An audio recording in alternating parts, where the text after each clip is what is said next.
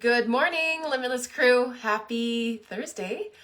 It's Q&A day. I've got 3 questions today about how to eat, or should you eat differently the week before your period, muscle imbalances, as well as lifting weights. Can you build muscle with lifting lighter weights? So I'm going to dive right in. First question is, I really want to learn more about how to eat differently the week before my period because I feel so fatigued and exhausted. And I will first say that yes, nutrition is important always, but so are all your other habits when it comes to energy and exhaustion.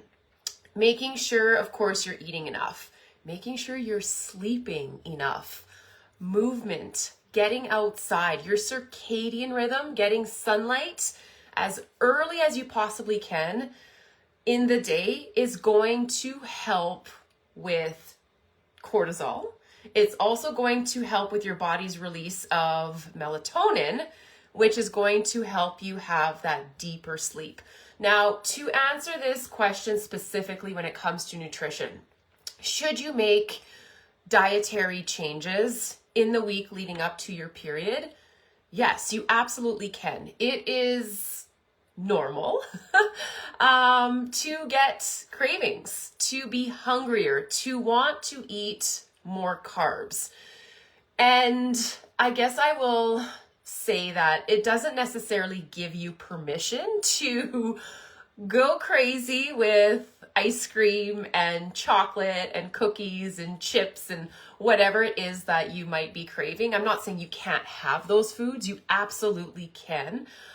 But a lot of those processed foods, salty foods, sugary foods, simple carbs, caffeine, alcohol can actually contribute to making your PMS symptoms, fatigue, worse. It leads to inflammation. It can lead to bloating. It can actually kind of make you feel a lot worse. So foods that you should focus on, or that you can focus on, are iron-rich foods, seafood, red meat. If you're supplementing with bison liver, which I do recommend, as opposed to a multivitamin, those are all great. Dried fruits are great.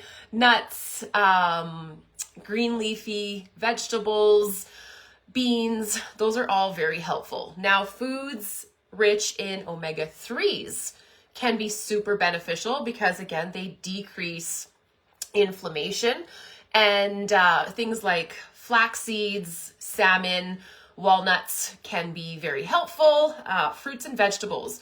Lots of, shall I say, nutrient-dense carbs are going to just help give you a ton of energy. Carbs are energy. They're that quick source of energy. And if you are craving sweets, having a ton of fruit, like, that's been a game changer for me. I eat, I would say 3 to 4 servings of fruit per day, and it has drastically cut my cravings for carbohydrates. I still love chocolate. I keep dark chocolate in my freezer. Dark chocolate is also a great source of magnesium, and magnesium is very helpful, well, all the time. And most women do need extra magnesium, but especially leading up into your period, you can benefit from consuming some extra magnesium. Whole grains, like I mentioned, complex carbs, those are all great. So things like sweet potatoes, oats, as I mentioned, fruit, vegetables, rice are all great sources. And if you're eating enough of those foods, your cravings are going to decrease. It is when we are under eating, maybe we don't feel good, we're tired already, we're leaning for those like quick, easy foods that give us that quick source of energy that's not always super nutrient dense. And then it's this vicious cycle of you being tired because maybe you didn't eat enough. You ate, like I mentioned earlier, a lot of processed, sugary, high-fat foods, which ends up making you feel worse. And then you want that quick dopamine hit, and then you go for the ice cream and you feel worse. So with that being said, if you are hungry, eat more of the whole nutrient dense foods that you're already eating and allow yourself to have some of your favorite foods. If it is a carb rich foods, something that's sugary, simple carbs, as I mentioned, ice cream, cookies, candy, you are okay to eat those. Well, you're okay to eat them at all times. I'm trying to be careful with my words here. But if you eat them after your main meal, after you've had a balanced meal of carbs, fats, and proteins, you are going to respond a lot differently to that food. Meaning you're not going to get a crash, like a rise in energy and then a crash and more cravings. It all has to do with balancing your blood sugar. So hopefully that is helpful. All right, next question. Bosu chest press. So this client specifically asked about muscle imbalances. She's doing a chest press and one side is a lot stronger than the other. The other side fatigues a lot easier. And she asked, can I use a lighter weight in my weaker right hand to accommodate compared to my left? Or should I continue to work it to failure? So if you have a muscle imbalance, I will never recommend that you use a lighter weight on the weaker side because you're going to end up making that muscle imbalance worse. So what you want to do is use the same weight, and my left side is actually weaker than my right and it does fatigue a lot easier. I lift the same weight, even though if I'm doing a chest press, even though my right side could just keep on pressing, I do not lift a heavier weight. You will just create more imbalances. So continue to work at the weight that your weak side can tolerate and you're going to get stronger. And I've talked about this in, was it last week or the week before? Is if you find yourself dominating on one side versus the other, that strong side typically doesn't need too much of your brain capacity to help it move.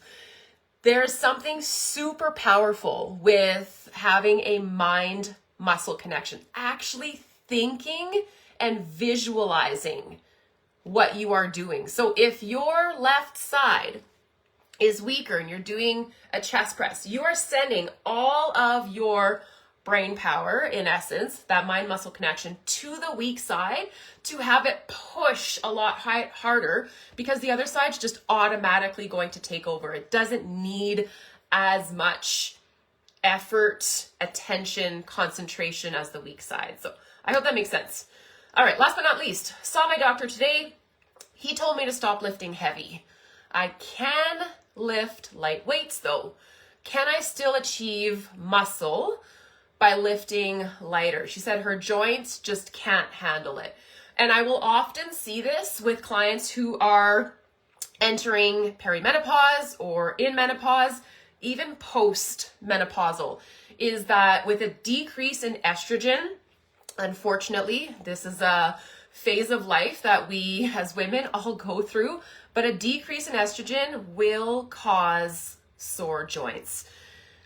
I actually did a reel on this last week or the week before, where you don't have to lift heavy all of the time, or in this case, she can't lift heavy, but will she still see muscle gains? Yes. There's other factors besides lifting heavy that lead to muscle gain. Proper rest, stress management, nutrition, all incredibly important. Will her results be as quick as if she were to stimulate her muscles with heavier weights? Probably not. Just being honest. But does that mean she's not going to see changes? No, she's still going to see changes. It's all about consistency and stimulus with the muscle. So if she is doing more reps because she can't lift as heavy, she is still getting possibly the same stimulus if she was doing less reps with a higher weight. It comes down to volume over time, and like I said, consistency over time. And of course, all those other factors I talked about: sleep, rest, hydration, stress management, nutrition. So hopefully that's helpful. That is it for today. So quick live. Let me know if you've got any other comments or questions, and I hope you have a fab Thursday. See you next week.